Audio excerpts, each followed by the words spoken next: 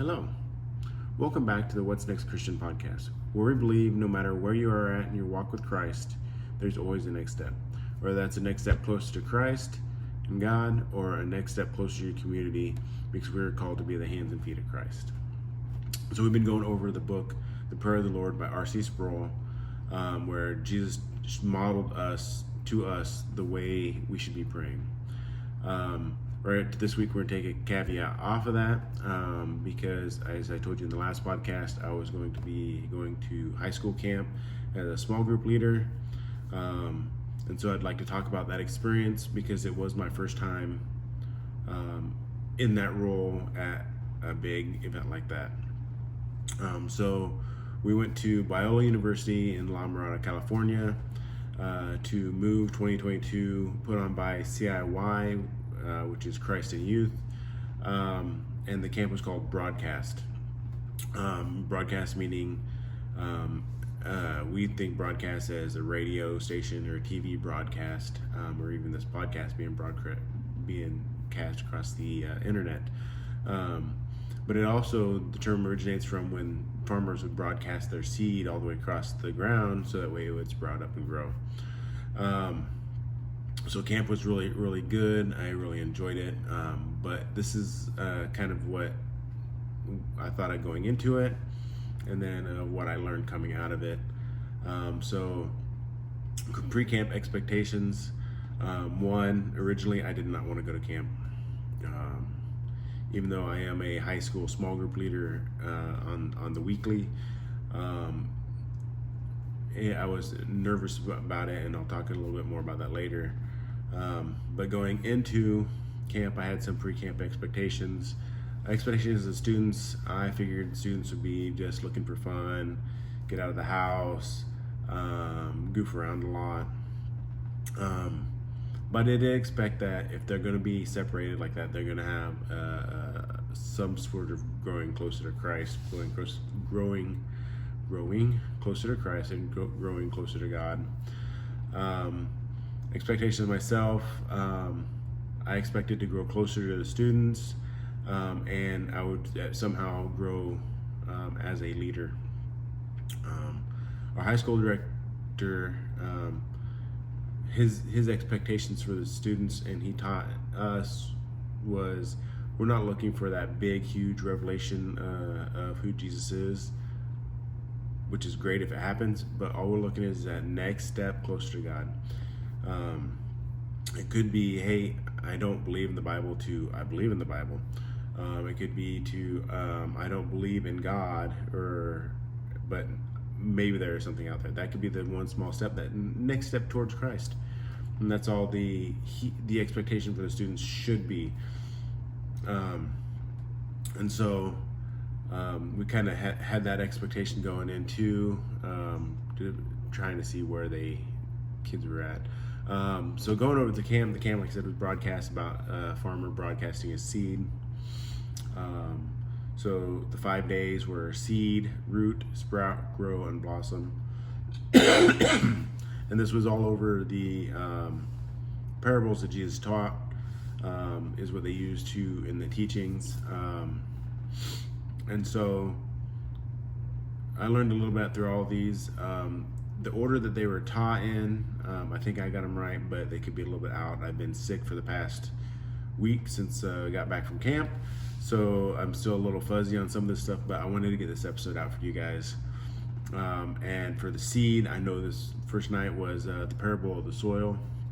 And in this parable, Jesus talks about the farmer casting seed, and the seed lands on 3 or 4 different types of soil, and each soil represents a different circumstance in people's lives that cause difficulties in the seed being able to grow and sprout and blossom.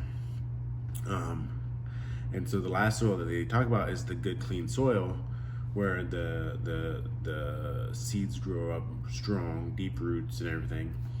And I've always been told it's not get yourself right and then go to God. It's go to God and He gets you right. And I've always known that. But for some reason, I'd never been taught in this parable that the good soil is cleaned by Jesus.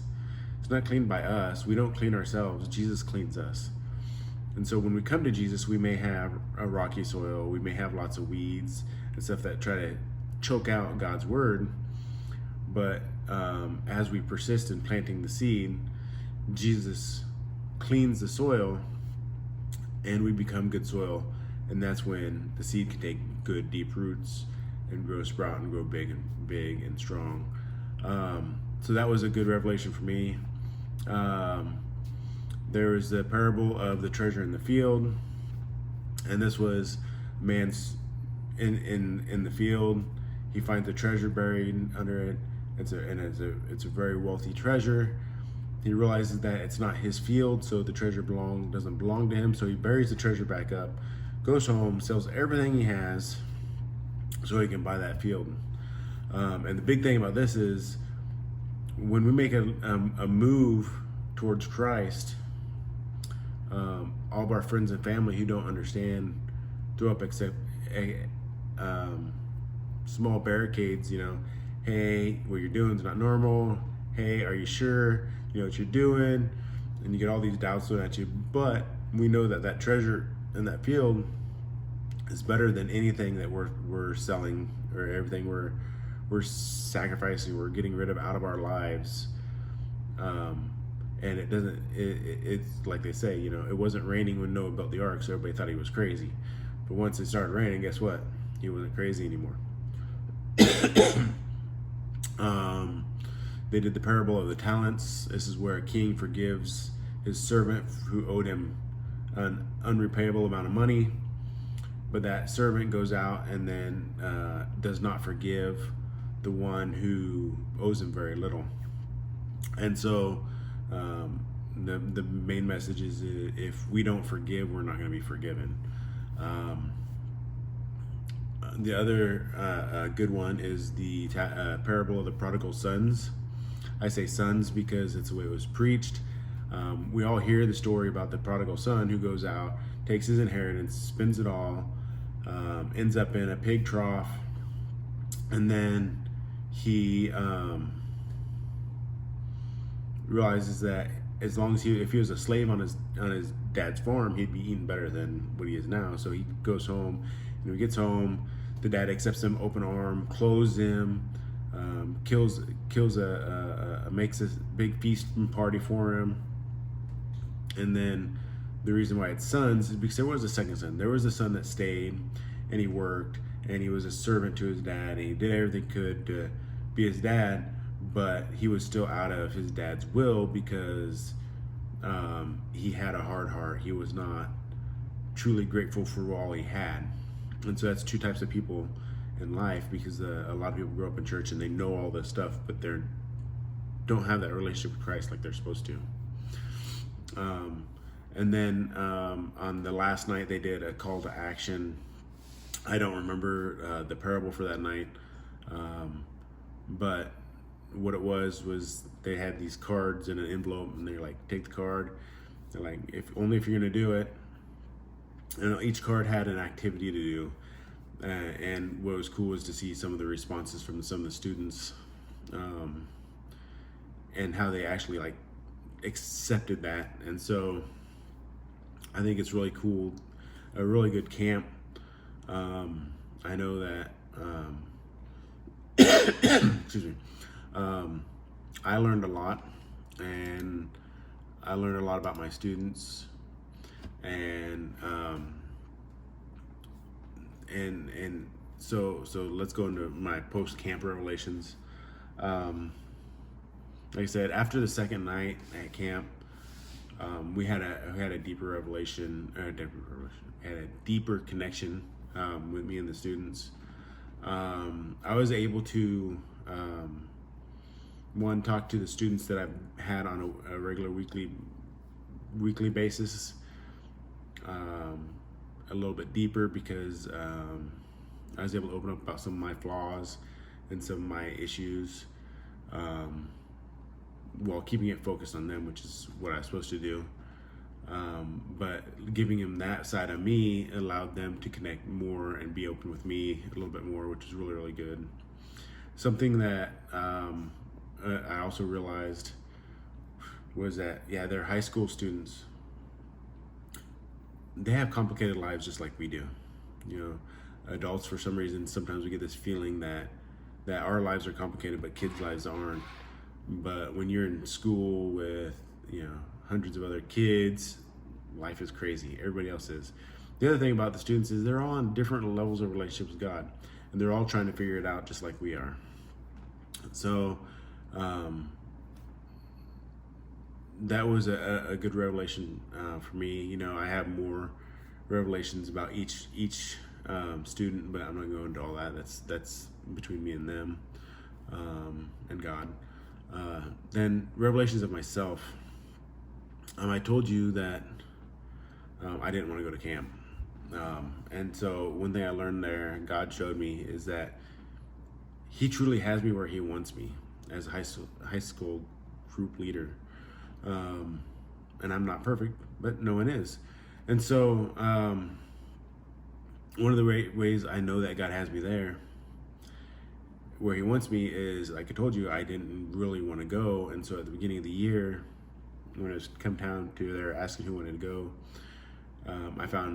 I was trying to find all the different excuses of reasons not to go.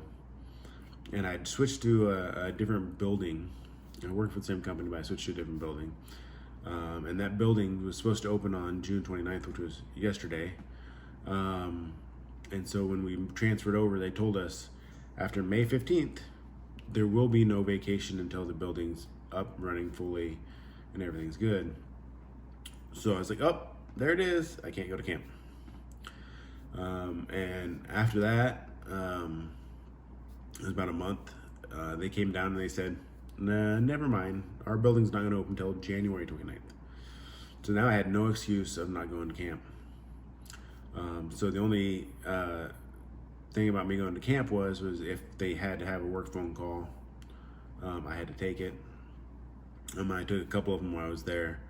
The first one was about taking us from where we were pretty much free to do anything I want. Like I said, I went to camp for a week. To that, I'd be going back into a building permanently 5 days a week until our building opened up. Which this is God telling me this issue that put us in this location, go back to a building, had been like 3 or 4 weeks in the making, and we'd been getting emails about it, and it just hadn't worked out. So this was God telling me, hey, guess what? This is me setting this time apart for you. So God truly wants me there. The other thing I have a revelation about myself is my leaders believe in me more than I know. I have 2 great leaders that were there with us. And one of them I had an issue with, and a lot of it was misunderstanding, stuff like that. But there, God opened up communications between me and him, and so we were able to work that out. So it was amazing.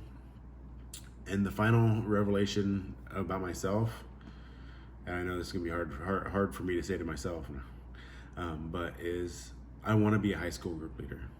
I want to be there for these kids. I want to be able to help them in their walk with life. That's what this podcast is about: is helping people move on to their walk in life, walk in life with Christ.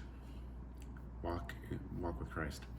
And so the other thing I have a big thing with is the next generation be growing up to be men. And so why wouldn't I be there in that capacity as a small group leader? Because that's where God wants me to be. My leaders believe I need to be. It's where I need to be. And one of the things that was so awesome about camp that I haven't mentioned yet was if you've never been in a room, I've been to big worship concerts. I went to Hillsong when they came back, And then I've been to big conventions where you have thousands of adults worshiping. But if you've never been in a room with 1,400 high school kids worshiping at the same time, it's pretty amazing. And what I'm going to do is I'm going to put like right here-ish, I'm going to put a small clip from this camp. It was like Tuesday night, of just kids worshiping. It was amazing. So that's it for episode 6, What's Next Christianity. I will get back into the prayer of the Lord next week. I'm going to go to a weekly meeting, a weekly podcast, I believe. We'll see how that works out. Other than that, subscribe, like, follow, share, especially if you get something out of this. Thank you for listening. Bye.